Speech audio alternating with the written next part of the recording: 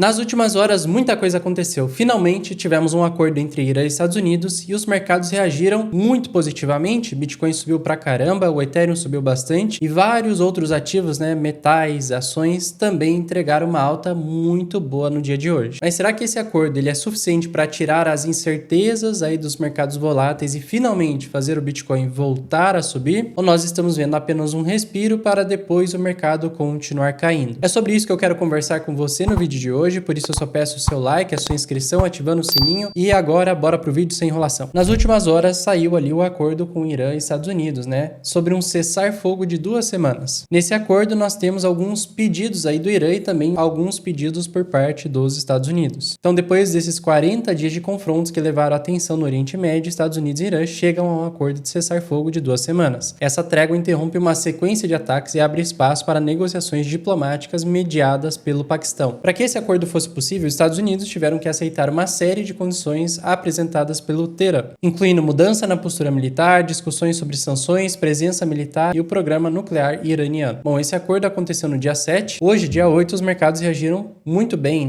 Temos várias altcoins subindo, o Bitcoin subiu pra caramba. Olhando aqui para o próprio mercado de ações, temos o S&P 500 abrindo numa alta extremamente forte também, praticamente recuperando toda a sua correção das últimas semanas aí. Ou seja, os mercados reagiram muito bem. Isso é muito bom, só que nós temos que lembrar o seguinte, as coisas ainda não se resolveram. Então hoje já tivemos algumas atualizações sobre o acordo que saiu no dia 7, O presidente Trump ameaçou impor tarifas de 50% em países que fornecem apoio militar ao Irã. Isso, de certa forma, já quebraria um dos pedidos do Teherã lá para Washington sobre o acordo que eles fecharam ontem do cessar-fogo de 2 semanas. Mas vocês sabem já que o Trump ele está conhecido no mercado por ameaçar de uma forma e depois, quando chega a data específica, ele volta atrás ou aumenta algum prazo. Então, isso daqui tem muito mais cara daquelas ameaças do Trump do que algo concreto e que realmente vai acontecer. Alguns minutos depois, o Trump também disse que o Irã não terá o enriquecimento de urânio e os Estados Unidos trabalharão com o Irã para limpar e remover toda a poeira nuclear do Irã. Também, de certa forma, isso quebraria uma das cláusulas lá do acordo de cessar-fogo, então ainda as coisas não estão 100% resolvidas. O Trump ainda está ameaçando, mesmo depois desse acordo, está entrando com algumas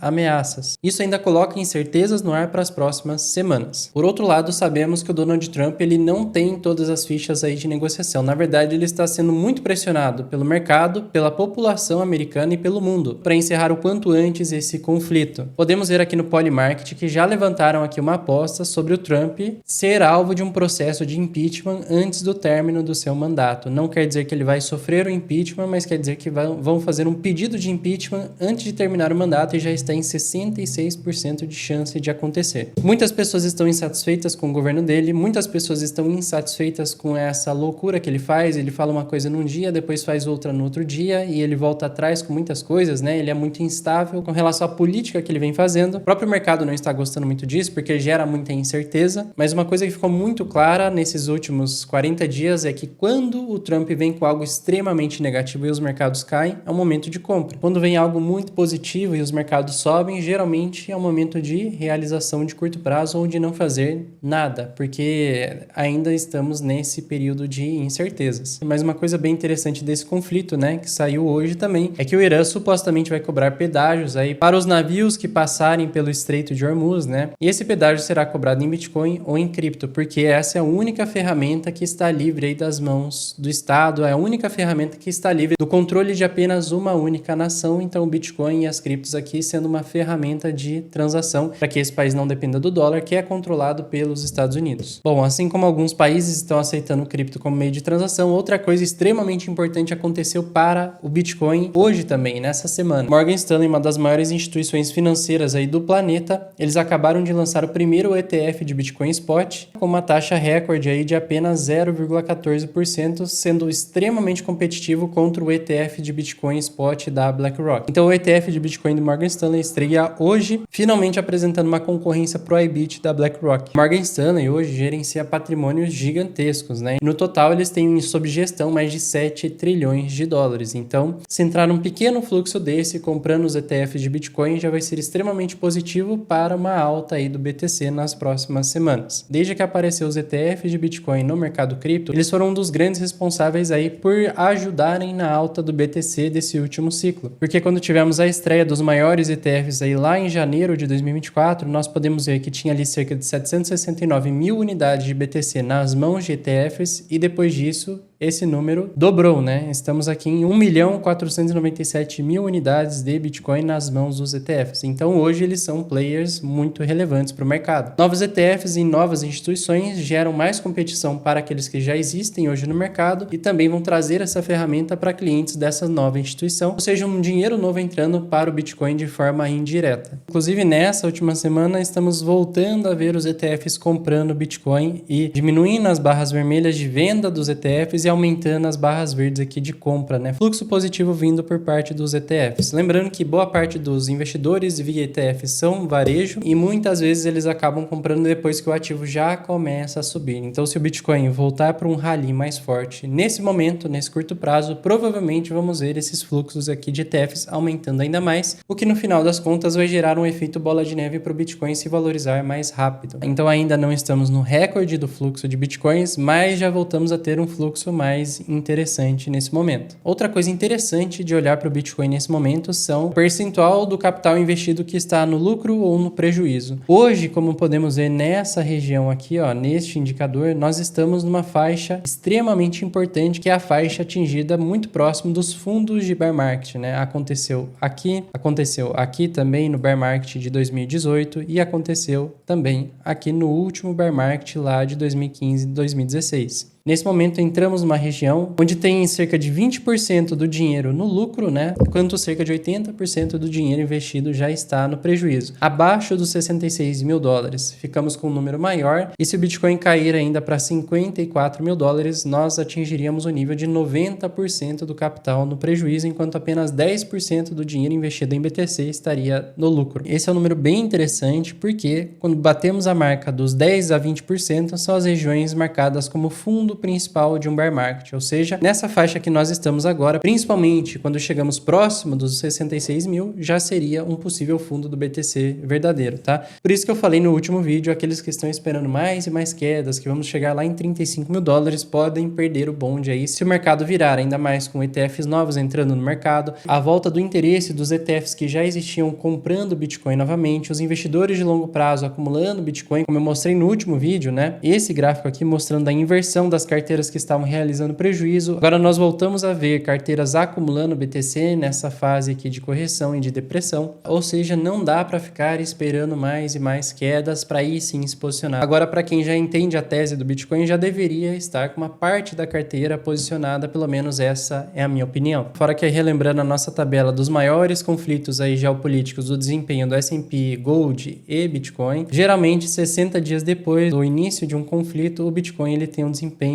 positivo e muito interessante. Isso sempre aconteceu depois dos principais conflitos, inclusive essa tabela aqui não está atualizada, mas no dia 5 de agosto de 2024, quando tivemos a queda do Bitcoin lá para 48 mil dólares, se puxarmos 60 dias depois, o desempenho dele foi extremamente positivo. Aqui foi o conflito do carry trade do Bitcoin, dia 5 de agosto, se nós puxarmos ali, ó, 60 dias depois, o Bitcoin já teria se valorizado cerca de 30% do dia do conflito até 60 dias depois. Pegou algumas semanas a mais ali, ó, ele já teria um desempenho super positivo, né? Então, dentro do prazo ali, ó, de 130 dias, o Bitcoin teve uma alta de 120%. No curto prazo, as coisas ainda estão bem estáveis, porque mesmo com o acordo feito ontem à noite, algumas coisas foram quebradas hoje pela tarde. Há pouquíssimos minutos atrás, ó, o presidente do parlamento do Irã, Ghalibaf, divulga uma declaração afirmando que 3 cláusulas da sua proposta de 10 pontos foram violadas pelos Estados Unidos e por Israel. A primeira cláusula da proposta de 10 pontos violada em relação a um cessar-fogo no Líbano. Então essa daqui ele falou que foi quebrado agora. Número 2, a entrada de um drone no espaço aéreo iraniano foi uma clara violação da cláusula que proíbe qualquer violação adicional do espaço aéreo do Irã e a negação dos Estados Unidos do direito do Irã ao enriquecimento do urânio, né? É uma violação que foi incluída na 6ª cláusula do quadro. A gente até tinha comentado anteriormente sobre isso e de fato seria uma quebra da cláusula, né? Agora a própria base viável para negociar foi abertamente e claramente violada. mesmo antes que as negociações começassem, diz ele. Ou seja, o conflito piora mais um pouco novamente. Então, enquanto continuarmos com esse ficar bom, ficar ruim, ficar bom, ficar ruim, o mercado ele não vai ter uma tendência tão clara assim. No geral, os mercados querem voltar a subir, o mercado de ações já está entregando uma alta sustentável e relevante, só que o Bitcoin e as criptomoedas ainda estão numa tendência de bear market, só que no curto prazo eles também estão querendo subir. Puxando o gráfico do próprio Bitcoin na análise do gráfico diário. Estamos presos dentro dessa região já há bastante tempo, né? Ele foi até 76 ali no máximo e caiu no máximo até os 59.900 ali, praticamente 60 mil dólares, né? Desde que ele tocou 60 mil, lá em 6 de fevereiro, ele não retornou mais nenhuma vez para aquela faixa de preço. E agora, no curto prazo, ele tentou cair, né, e afundar, o mercado não deixou, se segurou aqui nos 65 mil, que é um suporte extremamente importante aqui para o Bitcoin, e mais uma vez tenta retomar uma alta, só que ele está sofrendo bastante para romper aqui a região dos 72.842 dólares. Por que ele está sofrendo? Porque é basicamente uma resistência semanal importante. Então, sempre que o preço ele vem para cá, 72.800, que foi a resistência para esta semana e foi resistência para esta outra semana também, a mesma faixa de preço, o mercado ele vem com uma pressão vendedora mais forte. Da mesma forma que quando o Bitcoin ele cai e se aproxima dos 65 mil, aparece pressão compradora mais forte porque é um suporte semanal também. Então estamos com dificuldade de passar dos 72.800 e também dificuldade de perder os 65 mil dólares. Agora, no semanal, né, o Bitcoin ele tem mais uma vez um viés mais otimista. Ele cai uma semana, cai nessa outra semana, nessa semana aqui ele ativou uma ordem de compra e agora ele dá sequência para alta. Então, basicamente, o Bitcoin ele precisa passar dos 72.800 essa semana ou na próxima, preferencialmente nesta semana atual, no domingo, né, até domingo, para criar um pivô de alta e aí sim buscar os próximos alvos. Onde seriam? Primeira, região dos 75 mil dólares, depois a região lá dos 80 mil dólares, que é o último suporte perdido do BTC. Aqui vai ser a região mais decisiva aí para o preço nas próximas semanas, se nós conseguirmos romper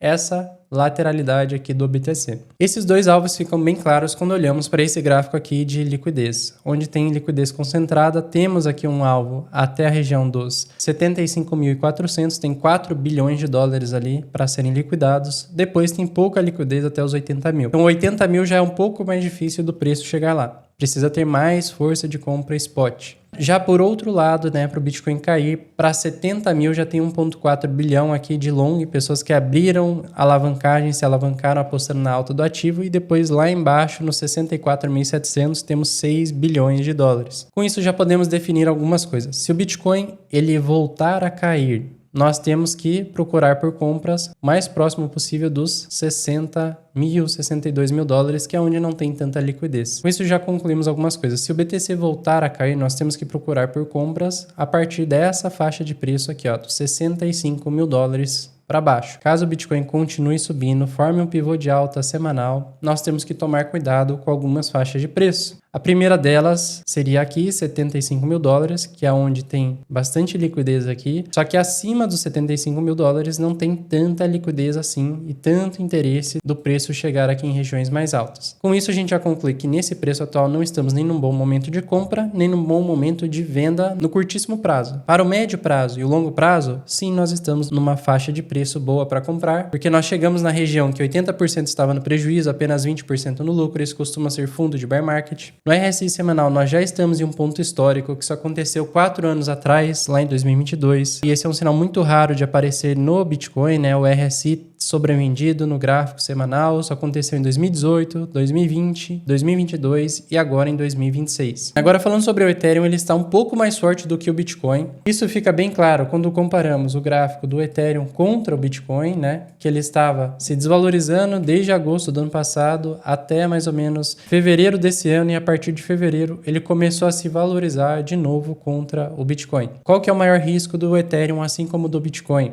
né? É essa alta ser mais uma alta falsa, igual foi essa daqui dos 2.400, e aí o preço ele volta a cair abaixo da região dos 2.200 dólares. Caso ele faça mais uma alta falsa, né, ele suba e depois ele perca de novo a sustentação, provavelmente aumenta muito a chance dele ir buscar mais uma vez a região dos 1.800 dólares, tá? Antes de fato do preço voltar a entregar altas consistentes. Então nós temos que ter um pouco de cautela nesse sentido, observar dia após dia o que vai acontecer com o Bitcoin para saber o que acontece com o resto do mercado de cripto, né? E tomar muito cuidado com esse retorno, né? O preço não pode voltar abaixo de regiões importantes. Bom, para que tudo isso dê certo, o principal ativo que nós temos que acompanhar aqui diariamente é o petróleo, né? Nós temos que ver o petróleo voltando a cair. Hoje o petróleo teve uma queda bem expressiva, saiu ali da região dos 110 dólares e caiu até os 88 dólares, uma correção de 18%. Só que agora no final do dia ele já está tendo uma leve recuperação dessa correção. O ideal é que ele continue caindo, né? Ele venha para cá, suba um pouquinho para depois continuar caindo para os 83 dólares. Mas uma coisa bem interessante ficou muito claro sobre o petróleo é que vai ser difícil ele passar de 110 dólares por barril, porque ele tentou várias e várias vezes e mesmo no momento mais crucial aí do conflito, ele não ultrapassou os 110 dólares. Agora parece que as coisas estão melhorando. Parece. Vamos ver até onde vai esse cessar-fogo e se sai algum acordo nesse prazo de 2 semanas. Então, por enquanto, é aguardar. Se alguma coisa piorar ao longo das próximas 2 semanas e o mercado corrigir, provavelmente vai ser um bom momento de compra e não de vender os ativos desesperados, né? Achando que o mundo vai acabar. Bom, historicamente, depois de 60 dias de um conflito, né? O Bitcoin ele tem uma ótima performance. Já vimos aí que nos últimos 60 dias, né? Desde a última grande queda do Bitcoin, mesmo com esse conflito, ele não caiu mais. Na verdade, ele está tentando se recuperar e agora é ter paciência, deixar o ativo andar para aí sim colher os frutos daqui a alguns meses. Para você que quer usar a mesma corretora que eu utilizo, sem taxa nenhuma e que também mantém as suas informações privadas, né, sem informar diretamente o governo, tem o link na descrição, você pode usar o convite RCC para receber uma recompensa. Se esse vídeo foi informativo para você, deixa o like aqui embaixo, se inscreve no canal ativando o sininho das notificações e eu te espero no próximo. Até lá!